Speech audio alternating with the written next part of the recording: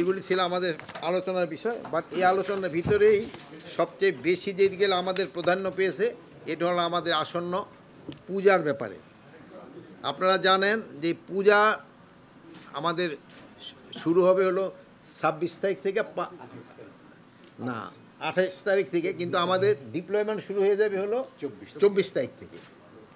আমাদের ডিপ্লয়মেন্ট শুরু হয়ে যাবে 24 তারিখ থেকে। এবার আপনারা জানেন যে এবার পূজার সময় আমরা ওই মিটিংয়ে আপনারা সবাই ছিলেন এবং আপনারা ডিসিশনটা জানেন যে পূজা কমিটিগুলি যে আছে তারা কিন্তু মণ্ডপ মানে বানানো শুরু করে তাদের কিন্তু 7 জন করে গার্ড ওখানে রাখতে হবে বলা হয়েছে এবং তারা সবাই রাজি হয়ে গেছে।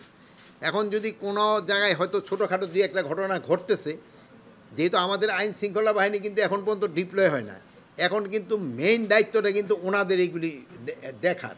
আর 24 তারিখ থেকে আমাদের আইন শৃঙ্খলা বাহিনী ডিপ্লয় হয়ে গেলে এটা আমাদের একসাথে। বাট এখন আবার যদি শুধু ওনাদের দেখা তা না, বাট এই ভিতরেও আমরা এখন ইনস্ট্রাকশন দিয়েছি যে আমাদের যে থানা পুলিশ রয়ে গেছেন, তারপরে র্যাব, বিজিবি, আনসার এরও এখনও পেট্রোলিং করবে, বাট অন গ্রাউন্ড ডিপ্লয় হয়ে যাবে হলো 24 তারিখ থেকে। এছাড়া আরেকটা জিনিস হলো দেখা গেল যে এবার মহিলা এবং শিশু বিষয়ক মন্ত্রণালয় থেকে প্রায় 90,000-এর মতো বললো 80,000, তার উপরে 80,000 ভলান্টিয়ার ডিপ্লয় করবে। তা আমরা ভাবতেছি সবকটা যদি হয় আল্লাহ দিলে খুব ভালোভাবে পূজাটা উদযাপিত হবে। আর একটা জানেন এটা একটা ধর্মীয় অনুষ্ঠান এবং এটার কিন্তু পবিত্রতা রক্ষা করাও কিন্তু সবার দায়িত্ব।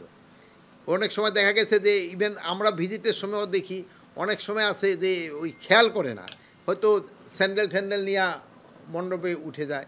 অনেক সময় আছে হয়তো কারো জুতা পরা থাকে, সে হয়তো জুতা খুলতে ঝামেলা হবে। দেখেন এগুলির দিকে খুবই কেয়ারফুল থাকতে হবে, যেহেতু এইটা যে একটা ধর্মীয় অনুষ্ঠান এবং এটা একটা পবিত্রতা, এটার পবিত্রতা কিন্তু সবাই রক্ষা করতে হবে। এই জন্য কোনো অবস্থায় যেন এটার পবিত্রতা ভঙ্গ না হয় এরকম কোনো কাজ যেন কেউ না করে, এগুলিকে পারে আপনারা একটু সবাই জানাবেন। এটা জানাইলে তো সবচেয়ে ভালো হবে।